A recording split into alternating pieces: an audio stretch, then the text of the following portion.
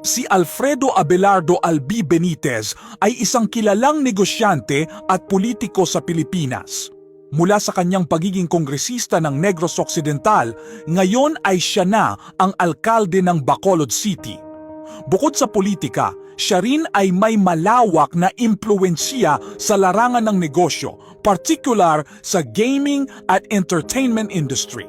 Kasal siya kay Dominique Nikki Lopez Benitez, ang kanyang asawa sa loob ng higit 3 dekada. Ngunit ang matagal ng tahimik na buhay ng mag-asawa ay unti-unting niyanig ng isang kontrobersyang nag-ugat sa showbiz at social media. Kumalat kamakailan ang mga larawan at video na kuha umano sa isang airport sa Tokyo, Japan, kung saan makikitang magkasama sina Mayor Albi Benitez at ang sikat na aktres at vlogger na si Ivana Alawi. Sa bilis ng daloy ng impormasyon online, agad lumaganap ang espekulasyon. May relasyon nga ba ang alkalde at ang aktres?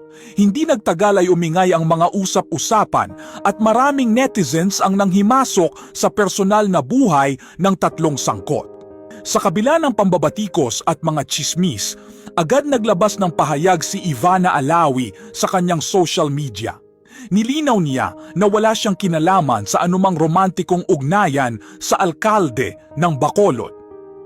Ayon sa kanya, nagkakilala lamang sila ni Mayor Albi dahil sa isang proyekto sa Bacolod.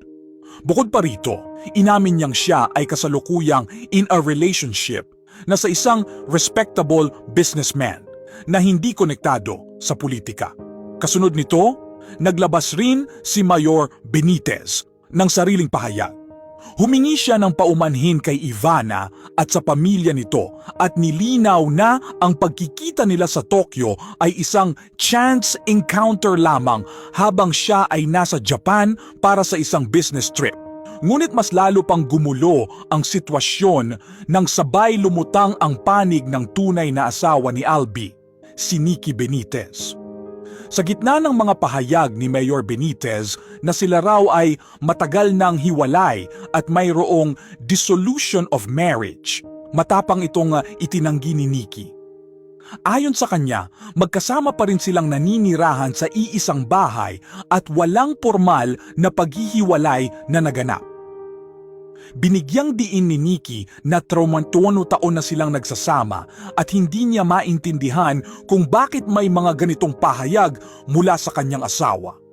Lalo pang tumindi ang kontrobersya nang lumabas ang ulat na nagsasabing nagsampa umano ng kaso si Nikki Benitez laban sa kanyang asawa at kay Ivana Alawi. Bagamat wala pang opisyal na dokumentong inilalabas sa publiko na nagsusulong ng kaso, hindi mapigilan ng netizens na magbigay ng kani-kaniyang opinyon. Ang ilan ay kinokondena ang sinasabing pagtataksil. May ilan din namang ipinagtatanggol si Ivana, sinasabing hindi siya dapat isangkot kung wala namang sapat na ebidensya. Sa kabila ng kaguluhan, nananatiling tahimik ang ilang kampo. Ngunit ang epekto ng isyung ito ay hindi lamang limitado sa personal na buhay ng mga sangkot. Napupuna rin ang kredibilidad ni Mayor Benitez bilang isang halal na opisyal ng gobyerno. Ang isyung ito ay patuloy na sinusubaybayan hindi lamang ng mga mamamayan ng Bacolod kundi ng buong bansa. Habang lumalalim ang tensyon at tila hindi pa natatapos ang drama sa likod ng entabladong pampolitika at pang-showbiz. Ang tanong ngayon, sino ang nagsasabi ng totoo? At may katarungan bang makakamit sa bandang huli, hindi lamang sa larangan ng batas, kundi pati na rin sa moralidad? Ang kinabukasan ng mga sangkot ay nakasalalay hindi lamang sa kanilang mga pahayag, kundi sa paglalantad ng katotohanan. Sa ngayon, isa lang ang malinaw. Sa likod ng ngiti ng mga politiko at kinang ng mga artista, may mga kwentong hindi basta-bastang lumalabas, hanggang sa mapilitan silang humarap sa mga mata ng publiko.